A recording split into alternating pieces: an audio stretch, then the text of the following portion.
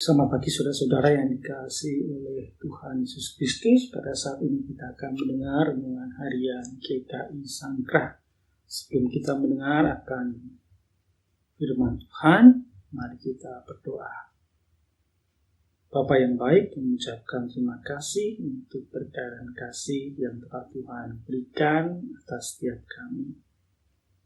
Mengucap syukur di pagi hari ini kami boleh diizinkan kembali untuk dapat menikmati hidup ini, untuk kami boleh dapat menjadi berkat bagi sesama kami di hari ini. Dan biarlah firman Tuhan yang akan kami dengar bersama boleh terus menghidupi kami, melandasi di dalam setiap perjalanan kehidupan kami. Kami siap mendengarkan firman-Mu ya Tuhan. Amin. 1 Yohanes pasal yang ketiga, ayat 16 sampai dengan ayat yang ke-18. 1 Yohanes pasal yang ketiga, ayat 16 sampai dengan ayat yang ke-18. Demikianlah kita ketahui kasih Kristus, yaitu bahwa Ia telah menyerahkan nyawanya untuk kita. Jadi kita pun wajib menyerahkan nyawa kita untuk saudara-saudara kita. Barang siapa mempunyai harta duniawi dan melihat saudaranya menderita kekurangan, tetapi menutup pintu hatinya terhadap saudaranya itu, bagaimanakah kasih Allah dapat tetap di dalam dirinya? Anak-anakku, marilah kita mengasihi, bukan dengan perkataan atau dengan lidah, tetapi dengan perbuatan dan dalam kebenaran. Saudara-saudara yang dikasihi oleh Tuhan Yesus Kristus, rela berkorban. Kira-kira ketika mendengar kata rela berkorban, apakah ini sesuatu yang mudah untuk kita lakukan? Apalagi di dalam bacaan kita, di sana dikatakan kita wajib menyerahkan nyawa kita untuk saudara-saudara kita. Buru-buru menyerahkan nyawa kita. Mengikhlaskan uang yang kita pinjamkan, yang tidak kunjung dibayar, itu saja membuat kita tidak bisa tidur dengan nyenyak. Itu membuat hati kita marah, membuat hati kita dongkol. Nah, saudara-saudara, membangun jiwa yang rela berkorban bukanlah sesuatu yang mudah memang. Karena membutuhkan beberapa item yang harus dimiliki seseorang sehingga orang itu bisa menjadi pribadi yang rela berkorban. Yang pertama, saudara-saudara, adalah empati. Empati adalah memposisikan diri seperti orang yang sedang kita lihat, kita baca. Andaikan aku adalah orang yang tidur di depan toko, yang mungkin makan sehari hanya 1 kali, itu juga belum tentu. Aku jadi ikut merasakan. Karena kalau aku ada di posisi dia, pasti setiap hari penuh dengan kecemasan, penuh dengan kegelisahan. Di dalam kehidupan keluarga, empati juga bisa dalam bentuk memposisikan diri. Ketika saya sebagai suami memposisikan diri, andai kata aku ada di posisi istri yang sibuk di rumah, harus mempersiapkan keperluan sekolah anak, mempersiapkan memasak, kemudian juga harus mencuci, ditambah dengan dia juga harus bekerja. Pasti sungguh sangat melelahkan. Pasti ketika aku ada di posisi dia, posisi istri pasti juga mengharapkan bantuan. Sehingga dengan rasa empati itu, maka ada ketergerakan untuk melakukan sesuatu, untuk membantu, untuk meringankan beban dari pasangan kita atau dari orang lain yang sedang kita lihat, yang pada saat itu sedang ada dalam kegelisahan. Oleh karena itu di dalam bacaan ini juga diajak untuk hidup di dalam empati. Barang siapa menutup hati bagi saudaranya yang sedang menderita, bagaimana kasih Allah ada tetap di dalam dirinya. Empati berarti juga memberi ruang, memberi hati, membuka hati kepada setiap orang yang ada dalam penderitaan. Oleh karena itu, kalau kita melihat kenapa konflik dalam kehidupan keluarga seringkali muncul karena mengalami krisis empati. Ia tidak mau untuk memahami, mengerti orang lain, tetapi lebih cenderung untuk bagaimana orang itu bisa memahami dan mengerti saya.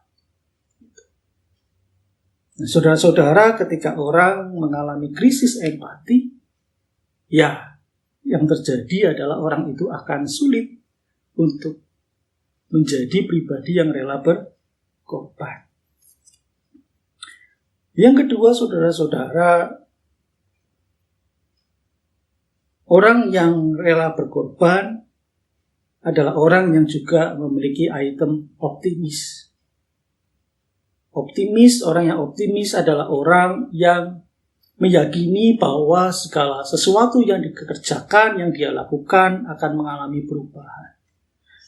Orang yang mau membantu orang lain itu pasti dirinya optimis bahwa apa yang dia lakukan bagi orang itu akan memberi dampak positif.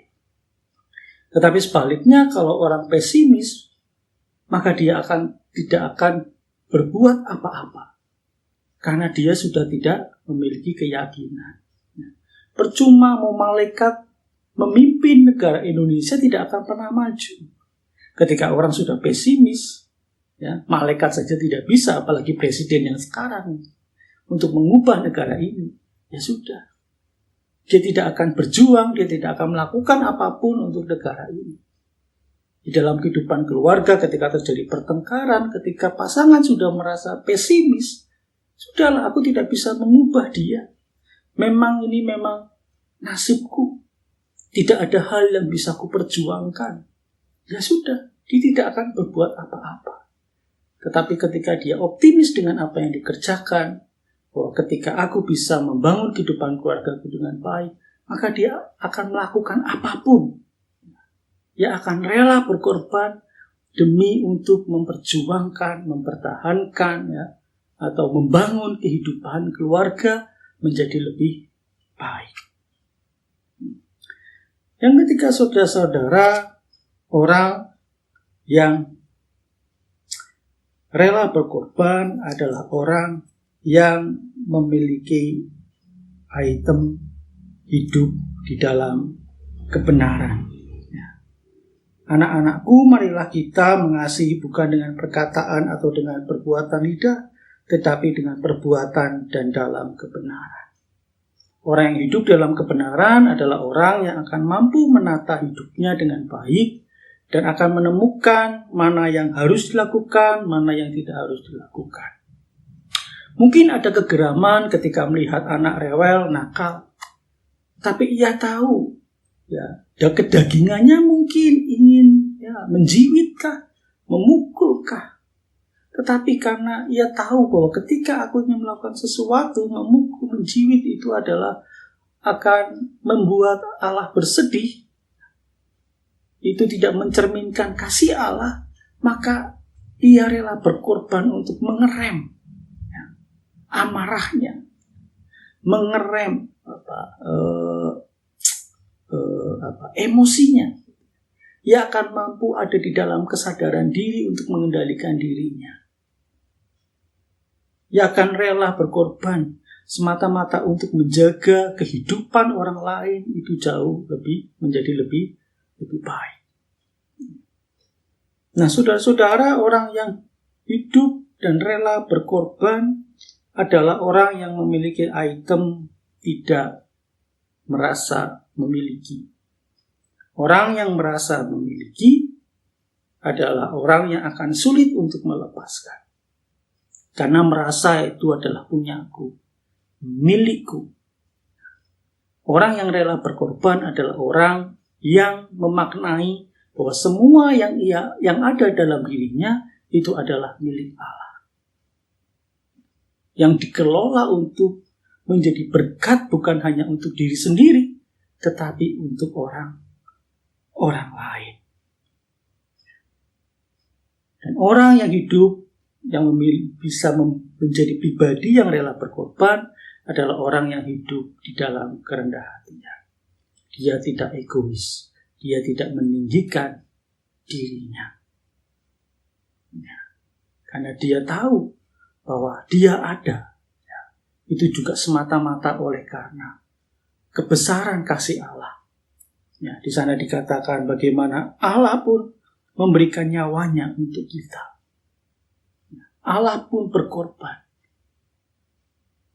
melalui pengorbanan Tuhan Yesus Kristus semata-mata untuk menyelamatkan kehidupan kita. Sehingga Allah ingin mengajak kita untuk kita juga melakukan hal yang sama bagi sesama. Nah, bagaimana dengan kehidupan kita? Apakah kita sudah memiliki item empati? Apakah kita juga sudah memiliki item optimis dalam hidup kita? Apakah kita juga sudah memiliki item kebenaran di dalam perjalanan hidup kita? Apakah kita juga memiliki item bahwa apa yang kita miliki adalah bagian dari kasih Allah? Sehingga dari sana kita memiliki item hidup dalam kerendahan hatian. Yes. Ketika semua item itu kita miliki, maka kita akan dimampukan untuk menjadi pribadi yang rela berkorban. Amin. Mari kita berdoa. Tuhan, terima kasih. Mampukan kami untuk menjadi pribadi yang rela berkorban bagi sesama kami. Seperti Tuhan yang telah menghadirkan Kristus, di mana Ia pun mengorbankan nyawanya sebagai bagian cinta, kasih atas hidup kami. Dan Tuhan mengajak kami untuk juga melakukan hal yang sama. Biarlah kami boleh memberi ruang untuk kami boleh menjadi pribadi yang rela berkorban, menolong sesama kami yang terluka, menolong sesama kami yang berkekurangan, menolong sesama kami yang ada di dalam kesedihan. Terima kasih ya Bapa, kami akan menjalani hidup ini di hari ini. Biarlah kami boleh menjadi berkat bagi orang lain. Dalam nama Tuhan Yesus Kristus, kami telah berdoa. Amin.